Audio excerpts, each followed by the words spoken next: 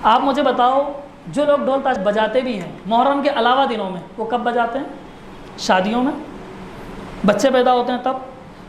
یعنی کہ سیدھا سا جواب یہ ہے کہ خوشی کے موقع پر ڈھول بجائے جاتے ہیں، حالانکہ ناجائز ہے، لیکن جو بجاتے بھی ہیں خوشی کے موقع پر۔ اب مجھے بتاؤ وہ کون انسان ہے جس نے اپنے باپ کے مرنے پر ڈھول بجایا ہو، جس نے اپنے 6 ماہ کے بیٹے کے جانے پر ڈھول بجایا ہو، جس نے اپنے 18 سال کے نوجوان بچے کے انتقال پر ڈھول بجایا ہو، جس نے اپنے گھر کی بہن بیٹیوں کی سروں سے چادر چھین لینے پر ڈھول بجایا ہو، جس کا گھر اجڑ گیا اور وہ ڈھول بجاتا ہو۔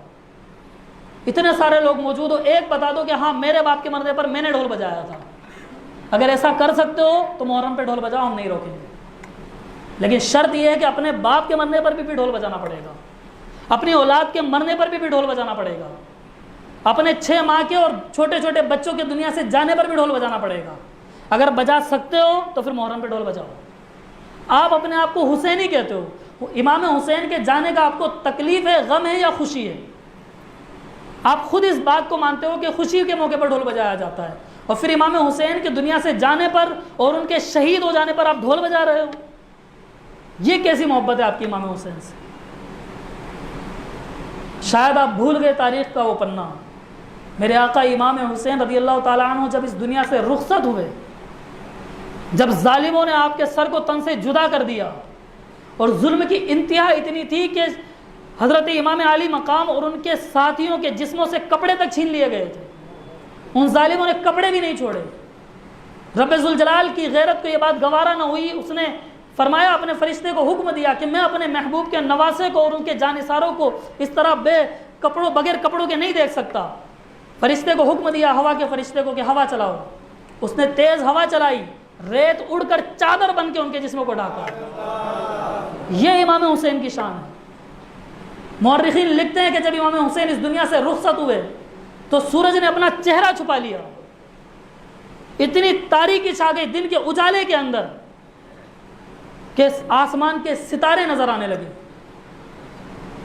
اور حالات یہ تھے، صورتحال یہ تھی کہ آسمان سے پانی برسنے لگا۔ مورخ لکھتے ہیں کہ دنیا اسے بارش کہتی ہوگی، میرے حساب سے تو وہ آسمان رو رہا تھا، بارش نہیں ہو رہی تھی۔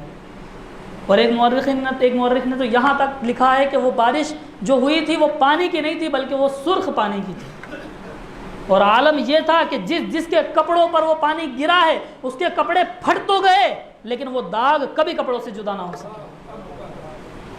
پورے آسمان کے اندر پھر سرخی پھیل گئی، پورا آسمان لال ہو گیا، اور فرماتے ہیں کہ اس سے پہلے کبھی بھی سورج ڈوبتے وقت افق کے اوپر سرخی نہیں آتی تھی۔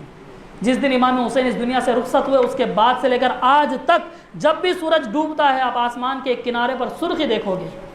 آپ کہتے ہو امام حسین سے پیار کرتے ہیں، امام حسین کو یاد کرتے ہیں۔ امام حسین کو ہم تو سال میں 1-2 بار یاد کرتے ہیں۔ اس آسمان سے پوچھو جو ہر دن جب سورج ڈوبتا ہے امام حسین کو یاد کرتا ہے، ان کی قربانی کو یاد کرتا ہے، اور اپنے آپ کو سرخ دکھا کر بتاتا ہے کہ امام حسین کے جانے پر مجھے کتنا غم ہوا تھا۔ ایک مورخ لکھتے ہیں کہ بیت المقدس میں جہاں جہاں پر پتھر اٹھایا جاتا تھا وہاں سے خون نکل جایا کرتا تھا۔ لوگ خوف سے پریشان تھے کہ کہیں ایسا تو نہیں کہ قیامت آ گئی ہو۔ یہ